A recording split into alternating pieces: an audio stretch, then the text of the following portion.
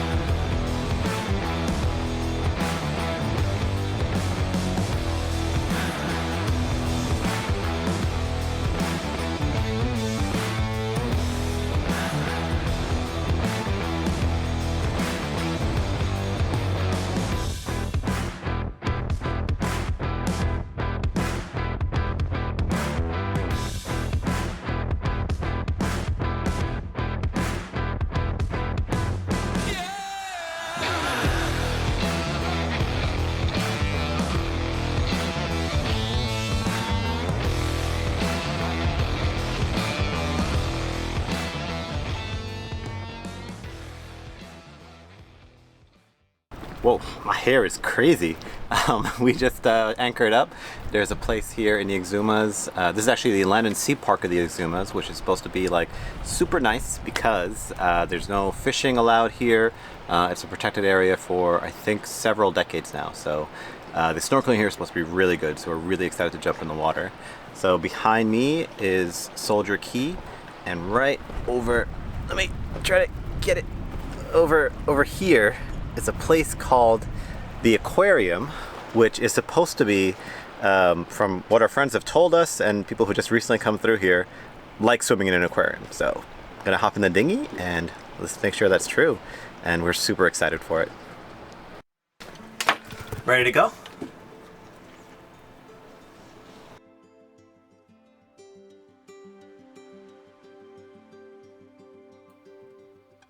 In addition to the aquarium, which had stronger current than expected, we also snorkeled the infamous Pablo Escobar plane, and as cool as that was, it was a reef nearby that gave us a turtle treat.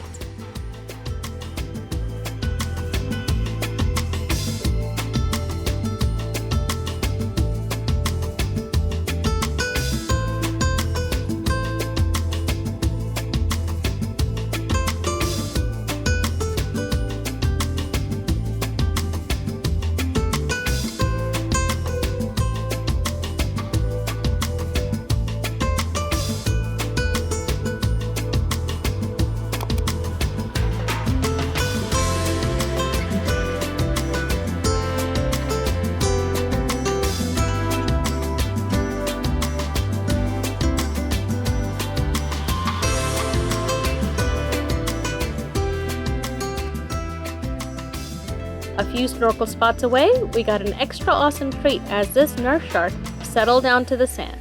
As divers, we do our best always to treat any sea creature with respect, always giving them space, so we were delighted that we could observe this gorgeous animal from a safe distance for a long time.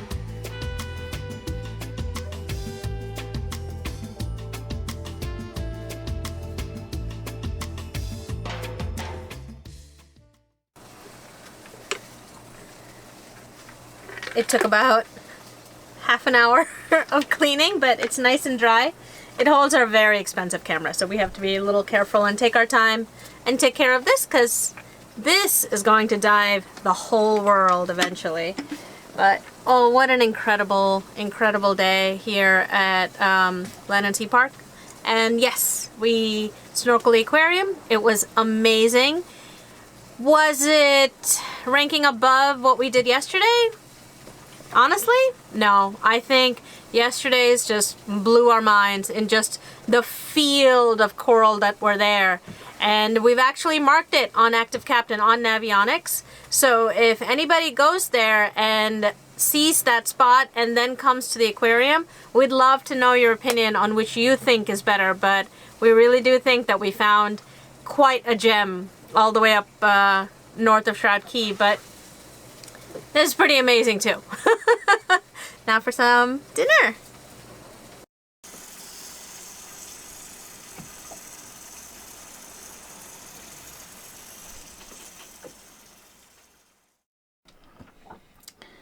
And this is why we have pre-departure checklists.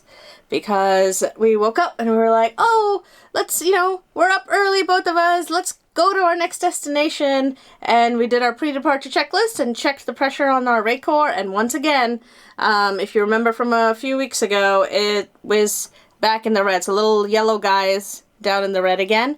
He should be up near the green, which means that our Racor is needing too much pressure for the fuel to go through it and filter it, which means there's usually junk or water or both, and usually it's junk. So we're going to put in a new filter, see if that helps the situation. If it doesn't, and we see this happen again by the time we get to our next destination, which is only about 2 hours, and then I think we have to open up our inspection hatch, take a look in the fuel tank, and see how bad the problem is. We thought that maybe just it was a little bit, and so the filter would work its way through, but looks like at least one more filter is needed, and it's a good thing we packed up on Racor filters. New fuel filter, and the one we just took out. And this guy is only about a week old. So, yeah.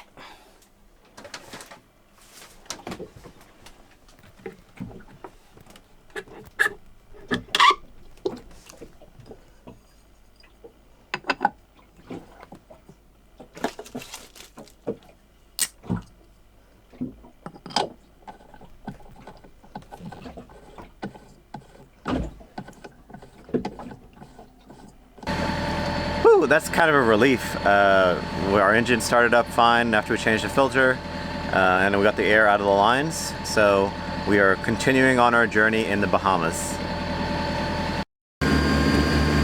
If you are not proofing your dough on your companionway while on passage, or even on your deck out there, are you even making pizza? Is it even real?